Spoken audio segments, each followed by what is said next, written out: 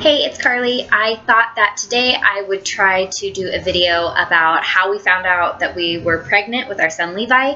Obviously, it's been a little bit of time. He's 16 months old now. So at this point, 2 years ago, I was pregnant with him.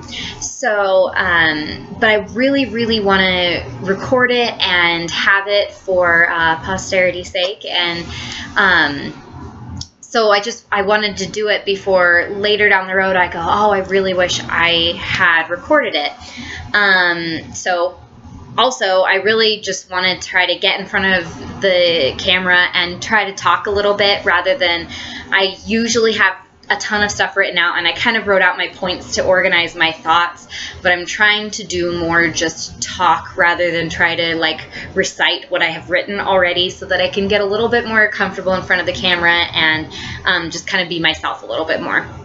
So here goes. Like I said, I was pregnant this time 2 years ago with Levi. We got pregnant at, it would have been January. And so my last period was December, at the end of December in 2011. So January 2012, we were pregnant with Levi. Right after New Year's, I got really sick. At first, I was just really tired. So I thought I had mono. I had it earlier, several years ago, like when I was a teenager, I think. And so initially that's what I thought it was, because I was just super tired and I couldn't gain my energy. And then I got strep throat. So for the first week or so that I was sick, I just had no energy. And then I came down with strep after that. And I didn't know it was strep at first. I was just like, oh, it's a really bad cold or something. No big deal. I'll just get lots of rest and be fine. But it wasn't getting any better. And I hate going to the doctor. So I put it off as long as I possibly could to go to the doctor. But I knew that I needed to get better because I needed to be able to go back to work. Because obviously when you work at a coffee shop and food service, you can't go to work when you have strep throat.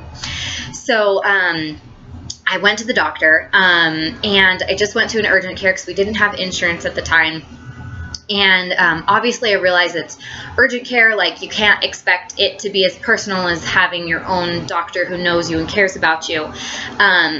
But I had a really hard time with that with my visit, because the doctor who did see me was really rude, to be completely honest. I tried to ask him questions and he really brushed me off. He was just trying to get me out the door. So looking back on that, obviously I feel like I should have asked him more questions than I did, but I didn't. So when I was talking to him about all my symptoms and stuff, he's like, oh yeah, you definitely have strep throat. Let me get you an antibiotic. So I was like, okay. And then afterwards, right before we left, I was like, oh, my stomach has also been feeling really weird lately. Could that be part of it? And he said, well, there's a really bad flu going on, so it's probably that. And he just pushed us out the door. Well, not pushed physically, but it's basically how we felt. So I was just like, okay, and I hate being at the doctor anyway, so I wasn't eager to prolong it. So I just took him at his word and we left. So I took the antibiotics, and slowly but surely I got better with strep throat. But I started getting sick to my stomach and throwing up. And then Steven got sick. So I thought that he had the flu, and then I got the flu from him. So we're both sick at the same time, so you just naturally assume that I would have what he had. And especially since my immune system was down from having just gotten over having strep throat, I have a weaker immune system anyway, so I am more prone to getting sick easily. Sorry, I have a catch in my throat. So this whole time, I was just not paying attention. I was just so sick and so miserable. I was not paying attention to my cycle or when my periods were or weren't, obviously. And I know for some people that's probably really crazy, because they know their body so well. They just instantly know when something's up. And I guess I was just so distracted with being so sick in other ways that it was like the last thought on my mind, to be completely honest. And I was on birth control. So I mean, it really wasn't a thought that we could be pregnant because I was on birth control. And so we proceeded this way for a little while, and then Stephen got better and I didn't. And so we're like, okay, something's up. So at this point, I had been sick for over a month. And so we're like, something else is wrong. There's got to be something. And we were just trying to go through everything in our mind. And I think the thing that really clued me in was this whole time I had been sick, all I would eat pretty much was like toast, peanut butter and jelly sandwiches, and bananas. Those were the only things that sounded good, so I just ate them. Literally, I would eat PB&J, breakfast, lunch, and dinner every day for weeks. And it's the only thing that sounded good, and I was like, whatever, it sounds good, at least I'm eating.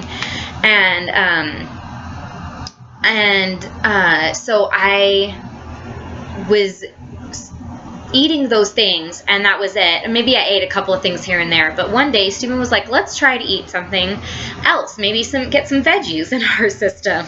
So I was like, okay, that's a good idea. And so Stephen brought home burritos from our favorite Mexican place, and it sounded so good at the time. So I was like, yes, this sounds great. Maybe I'm finally starting to kick this sickness. I'm feeling like eating again. And I like scarfed like a quarter of the burrito before it hit me that I was going to throw it up. Sorry if that's TMI, but so yeah, promptly I ran to the bathroom and threw it up. And then it really like light bulb hit me that I was like, I don't even know when my last period was. And then everything just started. Once you kind of get the realization that something's going on, it's like everything else floods in. My boobs were bigger. I was more moody. I was tired. I was nauseous, and like all of these things. And then I hadn't had a period, and I was like, so of course I was like, I need to go take a pregnancy test. So I had to work that day, so I went to work. So of course, the whole time at my work, I'm freaking out. I'm thinking, I just need to go and get a pregnancy test, but I had to get through my shift at work. So right after work, I ran down to a drugstore to get some tests, and I tried to go to a drugstore that I didn't go to before, so that hopefully I wouldn't end up running into any customers or coworkers, because I just didn't want to talk about it until like I knew what was going on. And so, of course, it's like you run into somebody when you don't want to. So walk in, lo and behold, one of our regular customers is right there. And of course, he knows me, and so he starts talking to me and asking how we're doing. And he's just this wonderful, sweet, older gentleman. And he and his wife were some of my absolute favorite customers. So, of course, I'm like sitting there and I'm trying to talk to him. And, he's just one of those older guys. He just, likes to talk and just taking his time. I'm just like, oh my gosh, I need to go take a test.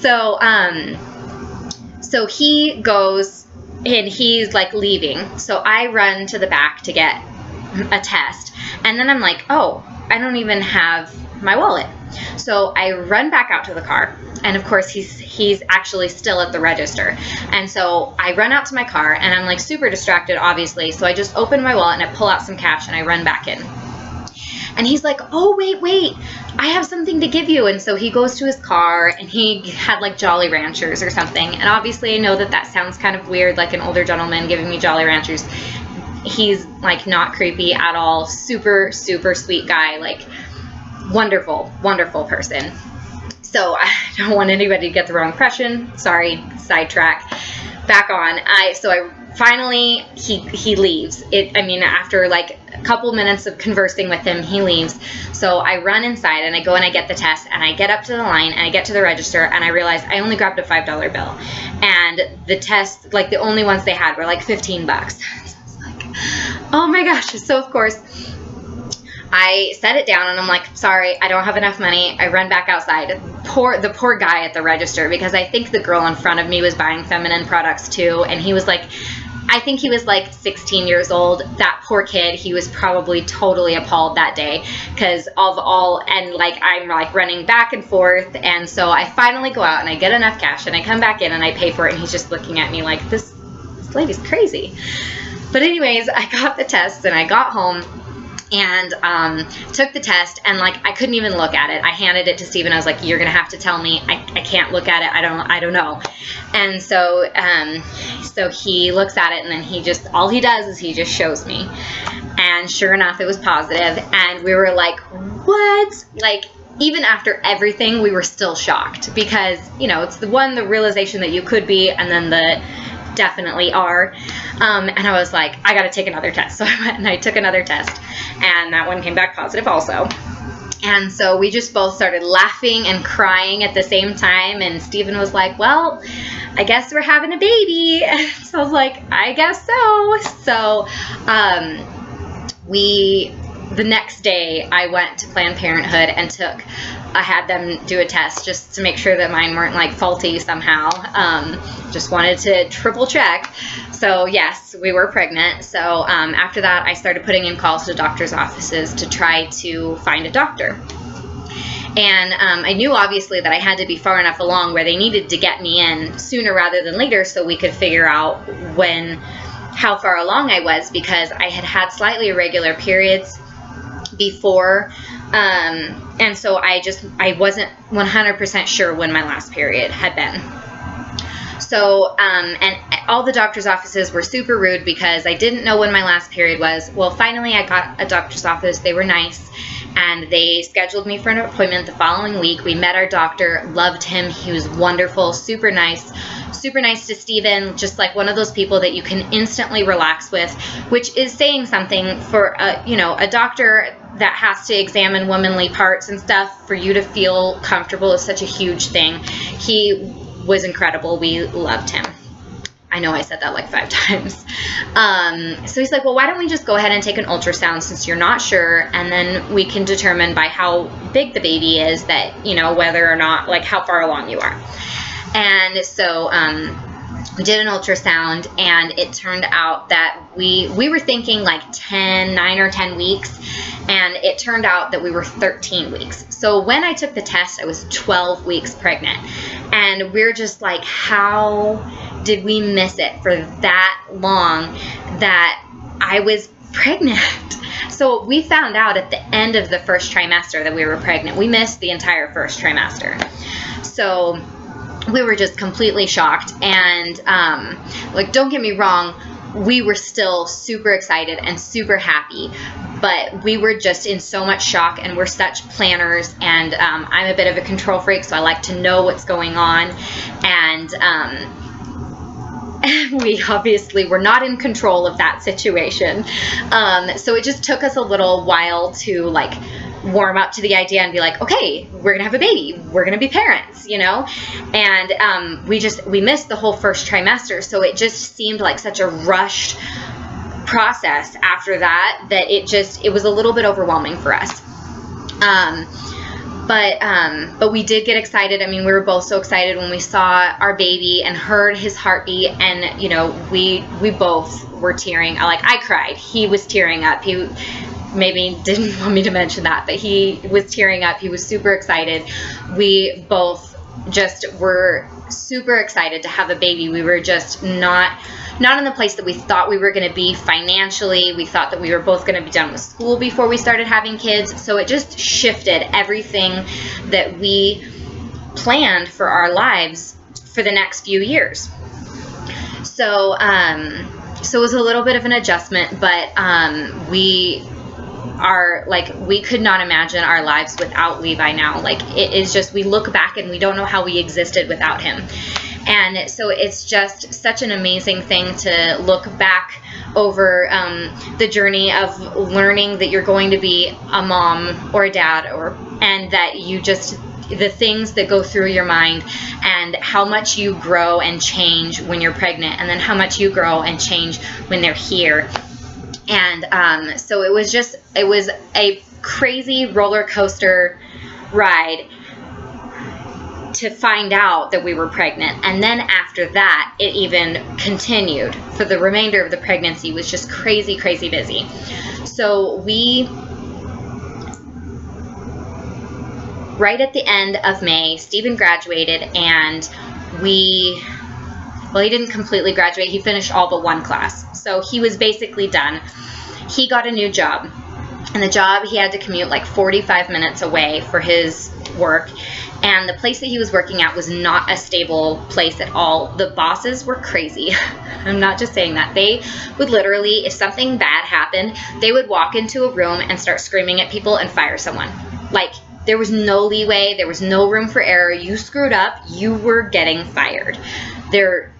So with Stephen being the low man on the totem pole, like he couldn't protect himself, because if he made any mistakes, and as a new person at a job, like, you're going to make some mistakes, he knew that if something happened, he was going to get fired, and we needed stability so that we could raise our child and actually have money. Shocker that you need money when you have a baby.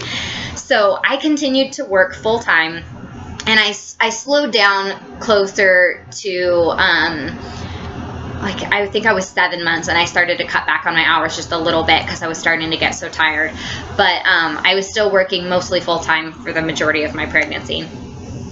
And then someone we knew was talking to Stephen and was like, well, if you're not happy with your job, I could actually put in a good word for you at my work in Reno, and I could totally get you a job. And we were like, we don't really want to move back to Reno. And I say back because we lived in Reno before we moved to Chico, and we didn't like it the first time. So we were like, we don't really want to move to Reno, but we were looking at other options, and there was just nothing coming up. And it just seemed all signs were pointing to Reno and to this job. And we were praying about it, and we just felt like that was where God was leading us, because we kept praying for that God would provide, that we would find a way to provide for our child. And this job came up, and so we talked about it, and he went in for the interview just to see if it was something that he felt like he could do or that he would want to do. The bosses loved him. They were like, we want to start you in like 10 days. So we were like, oh my goodness. And the pay was better than what he was getting, and it was a more stable type of job, and it was in a corporate environment. So it wasn't a new company like this other company was. So there was a lot of benefits to this job that were going to make it a lot easier. They were going to be willing to let Stephen have a few days off when the baby was born, even though he had just started working for them. So we just really felt like it was what we needed to do. So they were like, 10 days, you need to start. So we were like, we need to pack up and move. So when I was 8 months pregnant, we packed up and we moved to Reno. So obviously 8 months pregnant, I had like a month left until our baby was born. I didn't have time to find a new doctor. And so I stuck with our doctor in Chico, and fortunately my mom was able to drive back and forth with me to my doctor's appointments so that I had company, and just in case, I went into labor early and all that stuff. So we traveled back and forth once a week. And that was rough. That was hard because it's a 3-hour drive. So 3 hours in a car when you're 8 months pregnant, if anybody does that like all the time, kudos to you, because it's hard. But we kept the doctor in Chico, and I did end up having our son in Chico. So, but I'm going to save that roller coaster story for another video. So, I hope you enjoyed this. I hope that you were able to learn something from me, or maybe you shared a similar experience with your pregnancy, or you finding out, or that you had crazy stuff going on while you were pregnant too. So, if so, please feel free to share in the comments below. I'd love to start a discussion about it. As always, thank you for watching.